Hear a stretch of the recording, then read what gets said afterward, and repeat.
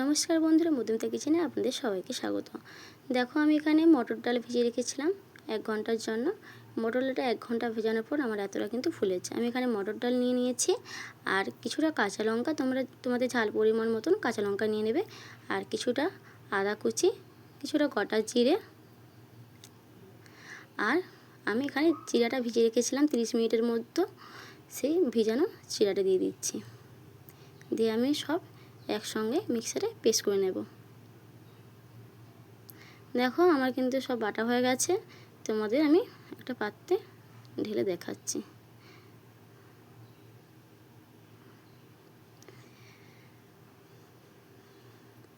চলো, আমি সব নিয়ে নিয়েছি। এখানে আমি পরিমাণ মতো নুন দিয়ে দিচ্ছি,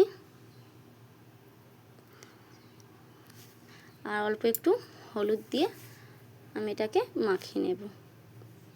যেহেতু আমি এখানে ঝাল টাল সব দিয়ে দিয়েছি আগে থেকে, তাই জন্য এখন আর কিছু দেব না। এখন আমি নুন আর হলুদ দিয়ে আমি কিন্তু এটাকে ভালোভাবে মাখিয়ে নেব।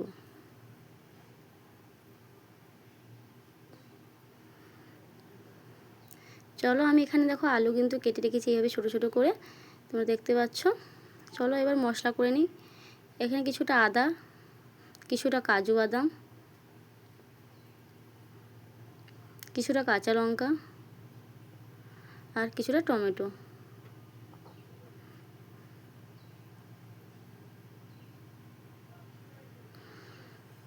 আর অল্প একটু জিরে,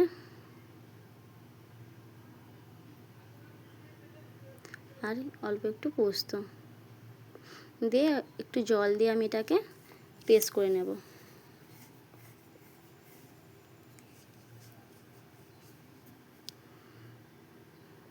চলো মিক্সিতে পেস্ট করে নিয়ে আসি। দেখো, আমার কিন্তু বাটা হয়ে গেছে। চলো একটা পাত্রে ঢেলে নিই।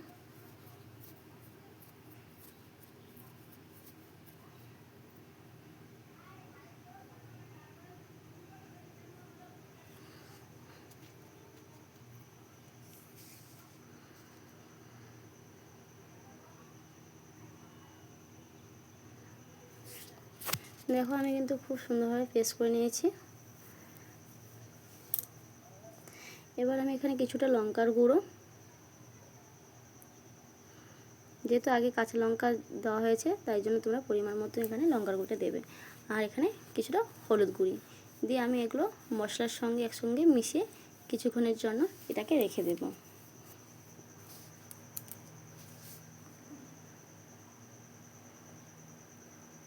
এটা মেখে রাখার কারণ হলো, এটা যদি মাখিয়ে রাখো কিন্তু রান্নার কিন্তু স্বাদও ভালো আসে আর কালারও হবে। চলো, আমার সব মশলাটা মাখানো হয়ে গেছে। এবার গ্যাসের মধ্যে একটা কড়াই বসিয়ে দিই।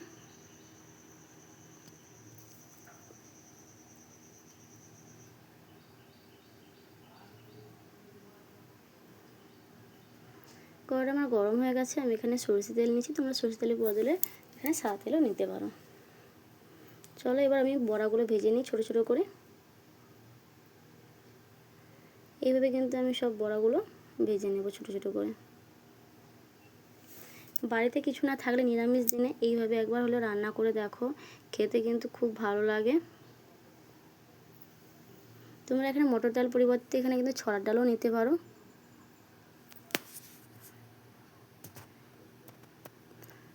তবে নিরামিষ দিনে এইভাবে রান্না করো, বাড়িতে যখন কিছু না থাকবে, খেতে কিন্তু ভালো লাগে। আমি একটু সরষে তেলটাকে আমি এদিক ওদিক করে দিচ্ছি, তাতে উপরে ভালোভাবে কিন্তু তেলটাও মিশে যাবে, আর আমার কিন্তু ভালোভাবে বড়াগুলো ভাজাও হয়ে যাবে।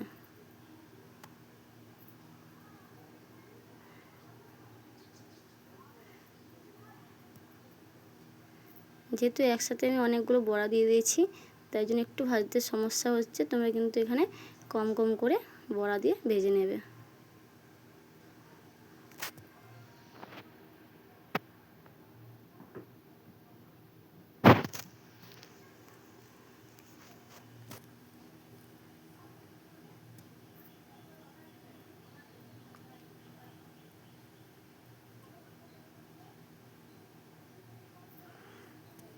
দেখো, বড়াগুলো কিন্তু আমার লাল লাল করে ভাজা হয়ে গেছে। এবার আমি তুলে নেব।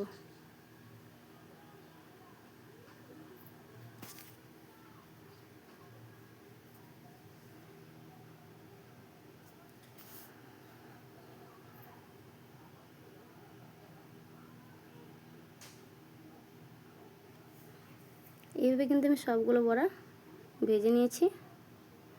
এবার চলো তেলের মধ্যে আমি এবার আলু দিয়ে দিই ভাজার জন্য।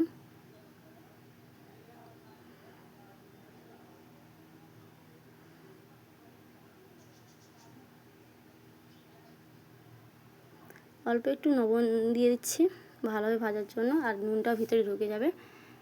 আলুটা আমার ভাজাও হয়ে যাবে আর ভিতরে নুনটাও ঢুকে যাবে। চলো নুন দিয়ে আমি কিন্তু আলুটাকে লাল লাল করে ভেজে নেব।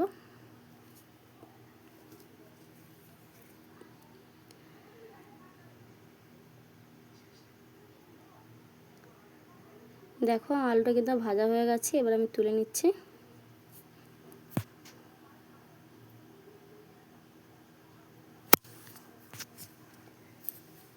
সেই কড়াতে আমি আবার একটু তেল দিয়ে দিলাম। এখানে আমি কালো জিরে দিচ্ছি আর দুটো তেজপাতা, আর বেটে রাখা যে মশলাটা আমি সেই মশলাটা দিয়ে দেবো পুরোটা।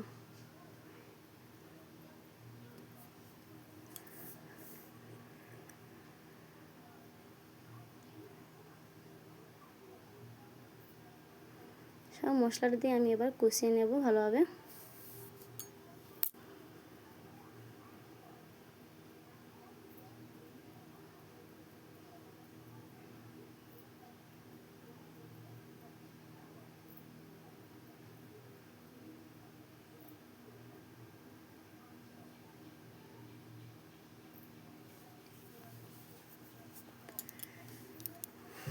মশলাটা কিন্তু ভালোভাবে কিন্তু কষিয়ে নিতে হবে। এখানে অল্প একটু আমি চিনি দিলাম, কারণ যেহেতু নিরামিষ রান্না তাই জন্য চিনিটা দিলে একটু স্বাদ আসে। চলো আমি ভেজে রাখা আলুর টুকরোগুলো আমি এবার দিয়ে দেব। দিয়ে আমি একসঙ্গে মশলার সঙ্গে ভালোভাবে কষিয়ে নেব।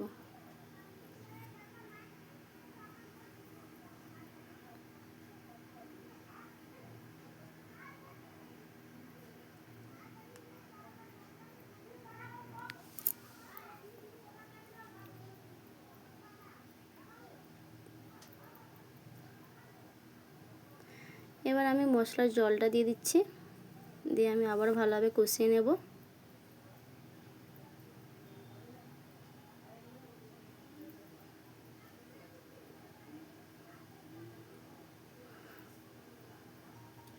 দেখো আমি কিন্তু সব একসঙ্গে কষানো হয়ে গেছে।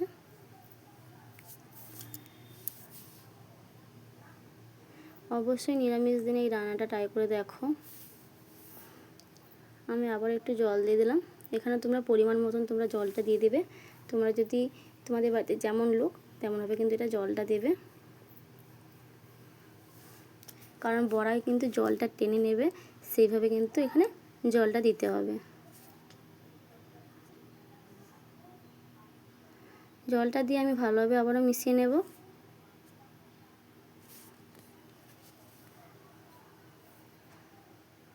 আর আমি এখানে অল্প একটু নুন দিয়ে দিচ্ছি, কারণ আমার প্রথমে নুনটা দিতে আমি ভুলে গিয়েছিলাম, তাই জন্য আমি লাস্টে নুনটা দিয়ে দিলাম।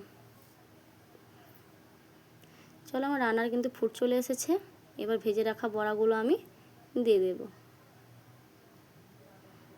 বড়াটা দিয়ে কিন্তু বেশিক্ষণ ফোটানো যাবে না, একটাই ফুট এলে কিন্তু এটাকে জাস্ট নামিয়ে নিতে হবে। উপর থেকে একটু ধনেপাতা কুচি আমি দিয়ে দিচ্ছি, দিয়ে আমি আবারও ভালোভাবে মিশিয়ে নেব।